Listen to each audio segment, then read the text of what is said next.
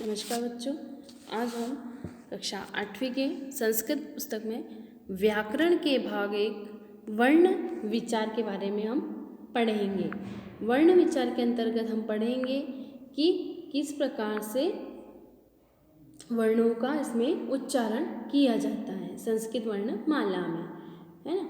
तो हम देखेंगे कि यानी कि संस्कृत वर्णमाला को अलभी कहते हैं। क्या कहते हैं? संस्कृत में जो वर्णमाला है हम उसे क्या कहते हैं? अल।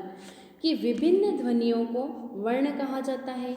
ध्वनियों के संयोग से शब्द बनते हैं और जो शब्द बनते हैं तो संस्कृत में इन 48 वर्णों का प्रयोग होता है। ये मुख्य रूप से 3 भागों में विभक्त होते हैं। संस्कृत में कौन कौन से 48 वर्ण हैं और उनमें से स्वर, व्यंजन ये सब अलग अलग हैं, तो हम इनको देखेंगे। पहला हमारा वर्ण है। वर्णों के अंतर्गत हम मुख्य रूप से 3 भागों में बांटा। तो पहला भाग है हमारा स्वर, व्यंजन और अयोगवा। अब हम देखेंगे कि स्वरों के बारे में हम देखेंगे, है ना। स्वरों में हम देखते हैं सबसे पहले हमारा स्वराह, जिसे हम संस्कृत भाषा में स्वराह कहते हैं, उसे हिंदी में स्वर। संस्कृत में 13 स्वर हैं। स्वरों का उच्चारण स्वतंत्र रूप से होता है। पहला है हमारा ह्स्वाह स्वराह, यानी कि ह्स्व स्वर। ह्स्व स्वर कौन कौन से हैं? अ, छोटी ई, छोटा ऊ, री और री। ये क्या है? ह्स्व स्वर है और ये 5 ह्स्व स्वर है। इन्हें मूल स्वर भी कहा जाता है और इनके उच्चारण में कितनी मात्रा का? 1 मात्रा का समय लगता है। यानी कि इनको ह्स्व स्वर, इन स्वरों को हम जब बोलते हैं ह्स्व स्वरों को, तो इनकी मात्रा में इनकी जो उच्चारण करते हैं हम इनको बोलते हैं, तो इनके उच्चारण में 1 मात्रा का समय लगता है। अगला हमारा दीर्घ स्वराह, यानी कि दीर्घ स्वर। दीर्घ स्वर के अंतर्गत हम देखते हैं आ, बड़ी ई, बड़ा ऊ, री, ए, आई, ओ और औ। ये कितने हैं? 8 दीर्घ स्वर हैं। 8 दीर्घ स्वर हैं और इनके उच्चारण में 2 मात्रा का समय लगता है। अगला है हमारा प्लुता स्वराह, यानी कि प्लुत स्वर। अब जैसे कि प्लुता स्वरा में किसी शब्द का हम उच्चारण करते हैं तो ये प्लुता स्वर के अंतर्गत आता है। जैसे कि ओम, तो इसमें प्लुता स्वर में जो 3 जो लिखा हुआ है, ये कि अ3, ई3, ऊ3, री3, ली3, तो ये जो ए, आई, ओ, औ, इनके सबके आगे जो 3 लगा हुआ है, तो ये 3 मात्राओं का सूचक है ये, कि इनको 3 मात्रा का समय इनके लिए लगता है बोलने के लिए, है ना। तो हम देखेंगे कि ये प्लुत स्वर हैं। ये कौन से हैं? प्लुत स्वर हैं और इनके उच्चारण में 2 मात्रा से अधिक समय लगता है। जब हम किसी को दूर से बुलाते हैं, है ना, जब हम क्या करते हैं किसी को दूर से बुलाते हैं तो प्लुत स्वर का प्रयोग होता है। यथा ओम, यानी कि ओम इति, यानी कि हम किसी को बुला रहे हैं तो हम उसको बुलाने के लिए आवाज़ लगाते हैं कि इधर आओ। तो हम जिस स्वर को हम लंबा खींचते हैं उसे हम 3 मात्राओं का सूचक के रूप में, 3 जो लिखा हुआ है उसे हम 3 मात्राओं का सूचक मानेंगे। और इसकी मात्रा, इनको जब हम बोलते हैं किसी को बुलाने के लिए या हम किसी शब्द का उच्चारण कर रहे हैं तो इसमें अधिक समय लगता है। तो ह्स्व स्वर में 1 मात्रा का समय लगता है बोलने के लिए, दीर्घ स्वर में 2 मात्राओं का लगता है और प्लुत स्वर में 3 मात्रा से भी अधिक का समय लगता है बोलने के लिए, है ना। तो और ये जो 3 मात्राओं का सूचक क्या है? 3, जो इसके आगे लिखा हुआ है 3, वो 3 मात्राओं का सूचक है। अगला हमारा व्यंजनानी। अब हम व्यंजनों के बारे में पढ़ेंगे कि व्यंजन संस्कृत में 33 व्यंजन होते हैं। व्यंजनों का उच्चारण स्वरों की सहायता से होता है और व्यंजन के उच्चारण में अर्धमात्रा का समय लगता है, यानी कि अर्धमात्रा मीन्स आधी मात्रा का समय लगता है। जिसमें व्यंजन के उदाहरण में जिस व्यंजन में स्वर का योग नहीं होता उसमें हलंत का चिन्ह लगता है, कि जिस मात्रा में, जिस स्वर में योग नहीं है, व्यंजन जिस व्यंजन में स्वरों का कोई योग ही नहीं है उसमें क्या होता है? हलंत का चिन्ह लगता है। जैसे कि पहले है हमारा स्पर्श वर्ण, यानी कि स्पर्श वर्ण ये क, ख, ग, घ, ण, ये सब क्या है? क वर्ग के हैं। और च, छ, ज, झ, ण ये च वर्ग के, ट, ठ, ड, ढ, ण ये ट वर्ग के और त, थ, द, ध, न त वर्ग के, तथा प, फ, ब, भ, म प वर्ग के वर्ण हैं। तो ये सब क्या कहलाएंगे? पांचों, एक, एक, दो, तीन, चार, पाँच, ये पांचों क्या कहलाते हैं? हमारे स्पर्श वर्ण। वर्ग, ये वर्ग जो हैं वही हमारे स्पर्श वर्ण कहलाते हैं। अगला हमारा अंतःस्थ वर्ण, यानी कि अंतःस्थ वर्ण। तो अंतःस्थ वर्ण कौन से हैं? य, र, ल, व, ये क्या कहलाते हैं? य, र, ल, व हमारे अंतःस्थ वर्ण। अगला हमारा उष्म वर्ण। उष्म वर्ण, तो उष्म वर्ण कौन से हैं? श, स, ह। शलजम वाला श, षटकोण वाला श, सरोते वाला श और ह, ये सभी क्या कहलाते हैं? उष्म वर्ण। संयुक्त व्यंजनानि, यानी कि संयुक्त व्यंजन के संस्कृत में संयुक्त व्यंजन है श्र और त्र, यानी कि किसी से मिलकर बनने वाले व्यंजन श्र और त्र, ज्ञ और श्र। ये संयुक्त व्यंजन होने के कारण वर्ण नहीं कहे जाते हैं। अब ये किससे मिलकर बनते हैं? तो हम देखेंगे कि श्र, ये श्र हमारा कैसे बनता है? क और षटकोण वाले श से मिलकर हमारा क्या बनता है? श्र, है ना। और श्रीमान वाला, है ना। और त और र मिलके क्या बनता है हमारा? त्र। झ और ण मिलके क्या बनता है? ज्ञ। और शलजम वाला और र रस्सी वाला मिलकर क्या बनता है हमारा? श्री, श्र, यानी कि श्री गणेशाय वाला श्र। अर्थात अब हम इसके देखेंगे कि र अन्य वर्णों के साथ तीन प्रकार से संयुक्त होता है। पहला देखते हैं ये वाला। पहला हमारा क्या है? ये, कि अर्थात र में, अर्थात दूसरे वर्ण के बाद उच्चारित होने पर, जैसे प्र, त्र, श्र, कृ आदि, तो एक इसमें र के साथ लगता है किसी प, जैसे प लिखने के बाद नीचे उसके जो र लगा हुआ है, इस प्रकार से ये होता है। अगला हमारा ये वाला र, तो ये वाला र कैसे लगता है हमारा? ट वर्ग के साथ र का संयोग होने पर, जैसे ट्र, ड्र, ढ्र आदि।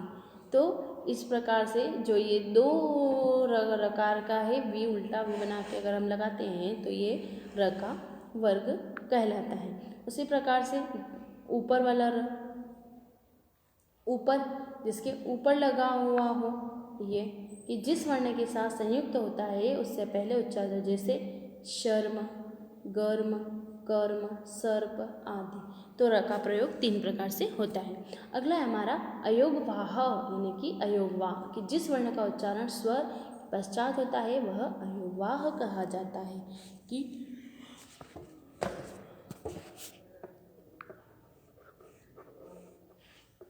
अब हम इन्हें एक तालिका के माध्यम से समझेंगे। वर्ण उच्चारण स्थान तालिका, कि वर्णों के उच्चारण स्थान की एक तालिका है, उन्हें हम इस तालिका के माध्यम से समझेंगे। कि सबसे पहले है हमारा स्थान और इसका स्वर व्यंजन का स्वर।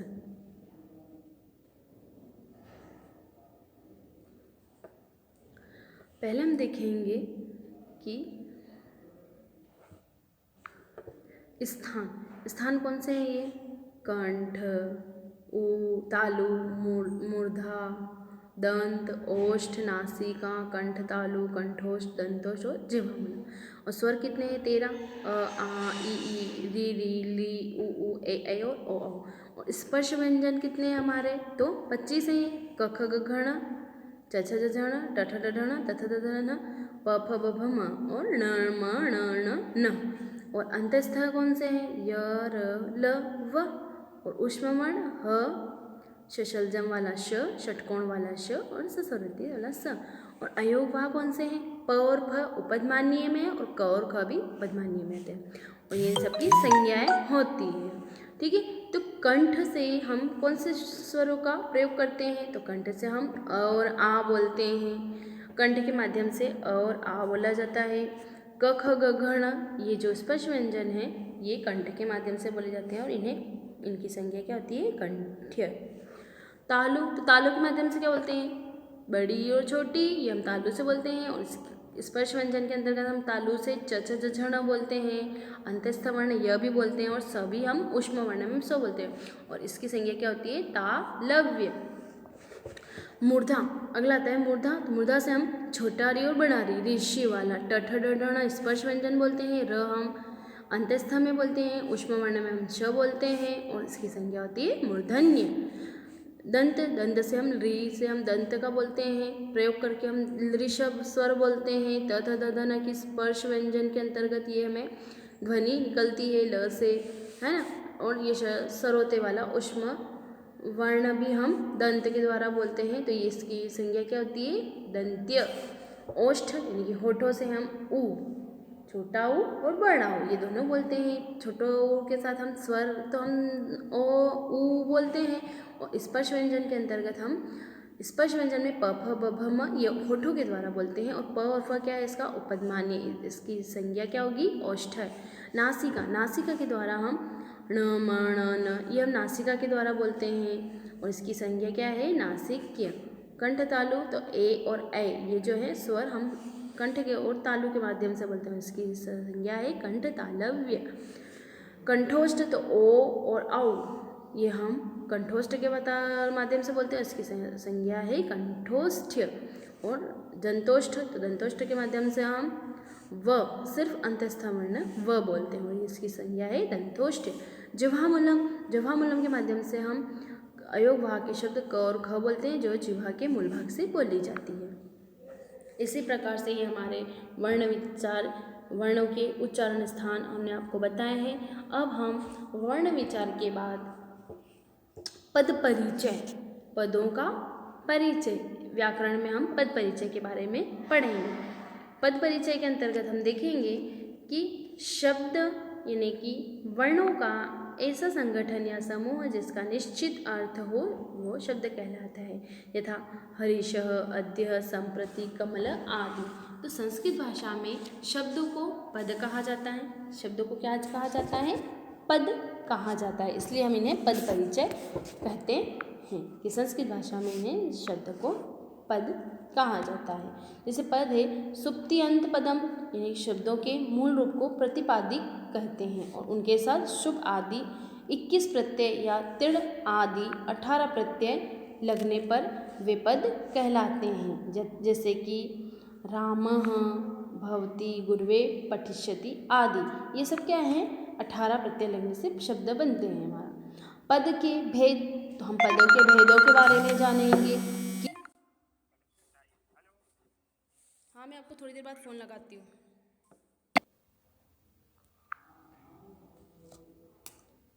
पद के भेद के बारे में जानेंगे कि विकारी पद और अविकारी पद। पद के परिचय के अंतर्गत हम देखते हैं कि इसमें पद के भेद आते हैं, 2 भेद हैं, पद के विकारी पद और अविकारी पद। विकारी पद के अंतर्गत हम देखते हैं कि ऐसे शब्द या पद जिनमें कौल, काल, लिंग, पुरुष, वचन, विभक्तियों के अनुसार विकार यानी कि परिवर्तन होता है, वे विकारी पद कहलाते हैं। जैसे लता, लतायाः, पठति, पठिष्यति, एकः, एका, वद, वदुत आदि, ये विकारी पदों के 2 भेद हैं। अब विकारी पदों के 2 पद कौन से हैं, सुबंत और तिङत।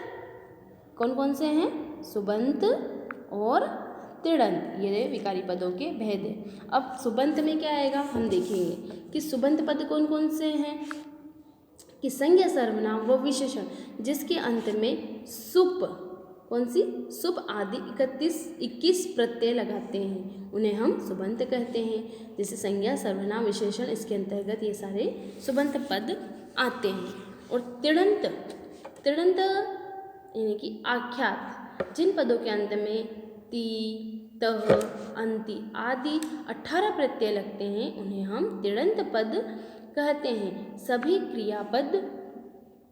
क्रियापद क्या होते हैं, आख्यात होते हैं, यानी कि सभी क्रियापद आख्यात इसके अंतर्गत आते हैं। क्रियापद का मूल रूप धातु कहलाता है।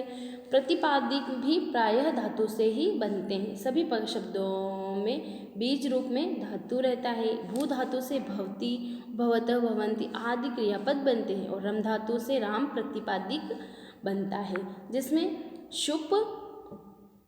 शुप आदि प्रत्यय लगने पर रामः, रामो, रामाः आदि पद बनते हैं। धातुओं का विभाजन 10 गुणों में निहित होता है। इसमें आपने देखा कि धातुओं का विभाजन अगर हम करें तो कितने रूपों में होता है, तो वह 10 गुणों के रूप में होता है। अविकारी पद, पहले हमने क्या पढ़े, विकारी पद, और अब हम पढ़ रहे हैं अविकारी पद। अविकारी पद के अंतर्गत क्या है, तो अविकारी पद के पहले दो भेद हैं। कौन कौन से हैं, निपात और अव्यय। निपात और अव्यय का रूप सदा एक सा रहता है। क्या होता है, निपात और अव्यय का रूप इसमें क्या होता है, एक समान इसमें रहता है। अब वाक्य में अव्यय या निपात का स्वतंत्र रूप से प्रयोग होता है, जैसे कि अध्य, अध्यय, अत्र, अधुना, संप्रति, कुत्र, तत्र, कदा, तदा आदि, ये सब क्या है, अव्यय पद है। अव्यय जो हम पढ़ते हैं वो अव्यय पद है। तो इन सभी पदों का क्या है, स्वतंत्र रूप से इनका प्रयोग किया जाता है, जिसे हम कहीं भी इनका प्रयोग करते हैं। जैसे कि सार्थक, अब हम देखेंगे इसमें कि सार्थक एवं निरर्थक पद। अब सार्थक एवं निरर्थक पद में क्या है कि जिन शब्दों का कोई अर्थ हो वे सार्थक पद कहलाते हैं, तथा जिनका कोई अर्थ या भाव भी प्रकट नहीं होता है वे निरर्थक पद कहलाते हैं। भाषा में ऐसे शब्दों का कोई स्थान नहीं होता है। ये हुए हमारे सार्थक एवं निरर्थक पद। अब हम वचन के बारे में बात करेंगे। तो वचन में हम देखेंगे कि वचन संख्या का बोध कराता है। इसके तीन भेद होते हैं। एक का बोध कराने वाला एक, अगर किसी एक चीज़ का अगर बोध करा रहा है तो एक वचन कहलाएगा। दो का बोध करा रहा है तो द्विवचन, और दो से अधिक का बोध अगर करा रहा है तो वो क्या कहलाएगा, बहुवचन। इस प्रकार से ये हमारे वचन होते हैं। जैसे कि एक वचन में हरिः, मालाः, मुनिः, शिवः, भवति, अभवत, भविष्यति और इत्यादि, ये सब क्या है, एक वचन के हैं। अब द्विवचन में क्या आता है, रामो, यानी कि रामो, लते, मुनि, भुवतः, भवतः, अभवताम, भविष्यतः आदि, ये सब क्या कहलाते हैं, द्विवचन। और दो से अधिक वो क्या है, बहुवचन। तो रामाः, लताः, मनुष्यः, भवन्ति, अभवनम, भविष्यन्ति आदि, ये सब क्या कहलाते हैं, वचन के बाद बहुवचन कहलाते हैं। अब हम पुरुष के बारे में समझेंगे। पुरुष किस प्रकार से होते हैं, तो हम समझेंगे कि वक्ता या श्रोता आदि की दृष्टि से पुरुष के तीन भेद हैं। अगर हम सुन रहे हैं तो हम श्रोता, और हम अगर किसी को बता रहे हैं या कह रहे हैं तो वो वक्ता। तो वक्ता और श्रोता अगर हमारी दृष्टि से, अगर हम दोनों की दृष्टि से अगर हम देखा जाए तो पुरुष के तीन भेद हैं। वक्ता के लिए क्या है, उत्तम पुरुष, श्रोता के लिए मध्यम पुरुष, तथा अन्य अगर कोई है तो उसके लिए क्या है, प्रथम पुरुष का प्रयोग होता है।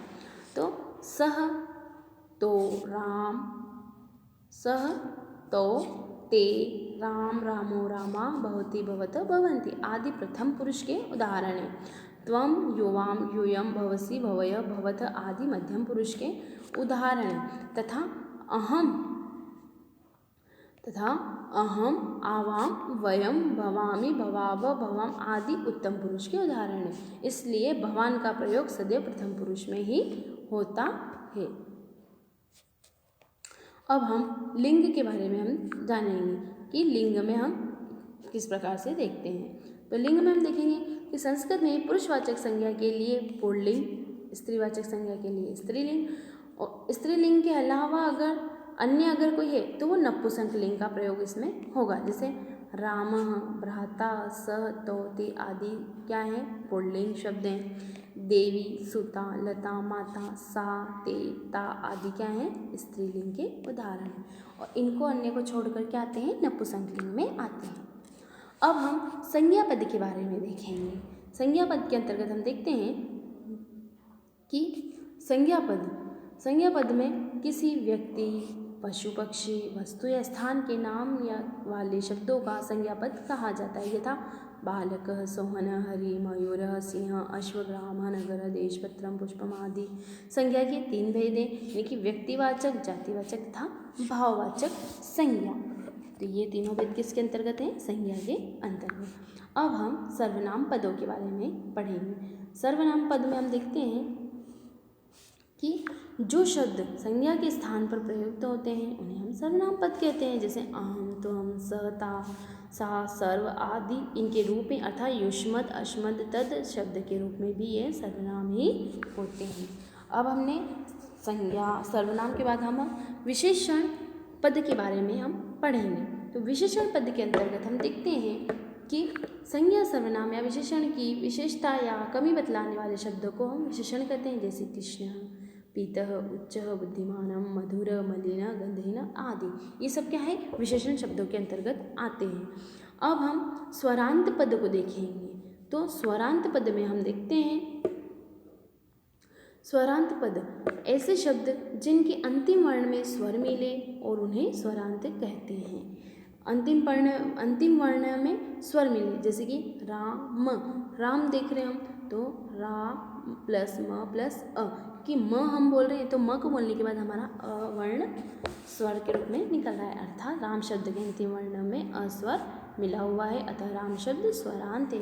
और स्वरांत पदों का अजंत यानी कि अच प्लस अंत कहा जाता है। इसके अंतर्गत अकारांत राम, बालक, शिक्षक, सिंह, गज, छात्र, विद्यालय आदि हम लेते हैं। तो अकारांत शब्दों के बाद हम कौन कौन से शब्द ले रहे हैं? तो अकारांत शब्दों के बाद हम लेते हैं आकारांत। आकारांत में कौन कौन से हैं? लता, माला, सुधा, गीता, सरिता आदि। इकारांत हरि, कवि, मति, सुधि, विधि, निधि आदि। और ये छोटी ई से थे, अब ये बड़ी इकारांता है तो नदी, मही, धात्री, पृथ्वी, लक्ष्मी, स्त्री आदि। और उकारांत छोटे ऊ में तो गुरु, जानू, साधु, विधु, मधु आदि। ये सब क्या है कि उकारांत के अंतर्गत आते हैं। अब ये छोटे ऊ से हो गए, अब हम बड़े ऊ से उकारांत शब्द को लेंगे। तो बड़े ऊ में क्या आता है? वधु, चमू, स्वशु आदि। ये सब किसके अंतर्गत आते हैं? उकारांत शब्दों के अंतर्गत आते हैं। व्यंजनांत पद, अब हम व्यंजनांत पदों के बारे में पढ़ेंगे कि व्यंजनांत पद क्या है। तो ऐसे शब्द जिनके अंत में व्यंजन होता है उन्हें हम व्यंजनांत अथवा हलंत भी कहा जाता है। जैसे कि वाच, वाच यानी वाणी शब्द, इस अंत में स्वर नहीं आ रहा है, वाणी क्योंकि ई आ रहा है तो वो स्वर में नहीं है, अतः इस पद को हम चांत या चकारांत कहा जाता है। व्यंजनांत के अंतर्गत चकारांत, सकारांत, शकारांत, शकारांत, जकारांत, तकारांत, नकारांत, दकारांत, धकारांत, हकारांत आदि शब्द इसके अंतर्गत होते हैं। निपात, निपात शब्द हैं जैसे कि खलु, किम, नुनम आदि शब्द निपात कहे जाते हैं, जैसे कि खलु, किम और नुनम। इसी प्रकार से आज हमने पद के परिचय और पदों के बारे में पढ़ा। अगला अब हम कल पढ़ेंगे। धन्यवाद।